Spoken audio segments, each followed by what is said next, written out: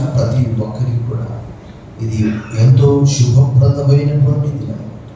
మరణాన్ని గెలిచి మరణాన్ని ఓడించి ఎదుగునైనా నీవు ఈ దినము సజీవుడు బట్టి ప్రపంచానికి నీవు కనపరుచుకున్నావు.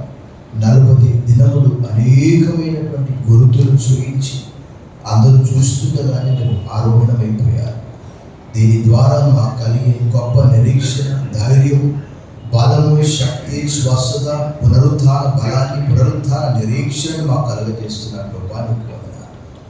ఆయన మన అపరాధముల నిమిత్తము అప్పగింపబడి మనను నీతిమంతులుగా తీర్చిదిద్దడానికి తిరిగి లేపబడ్డాడు అని పౌలు రోమా 4:25, పేతురు రాసిన మొదటి పత్రిక 3:18 ఆయన పాపముల విషయమై ఆయన అప్పగింపబడి మన నీతిమంతులుగా తీర్చిదిద్దడానికి ఆయన సజీవుడుగా పరిశుద్ధుడిగా ఉన్నాడని పేతురు తెలియజేస్తున్నాడు.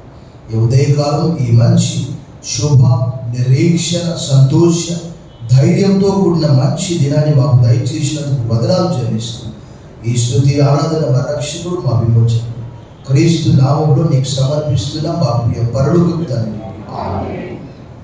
దయచేసి కూర్చోండి. సమయమందు మనకు బైబిల్ భాగము చదవడానికి సహోదరి నెరిమా చంద్రిక గారు acts of apostles chapter 13 verses 26 to 30, అపోజిల కార్యములు 13వ అధ్యాయము 26 నుంచి 30 వచనాలు వారు చదువుతారు. తదుపరి ప్రార్థన సహోదరులు పి ప్రవీణ్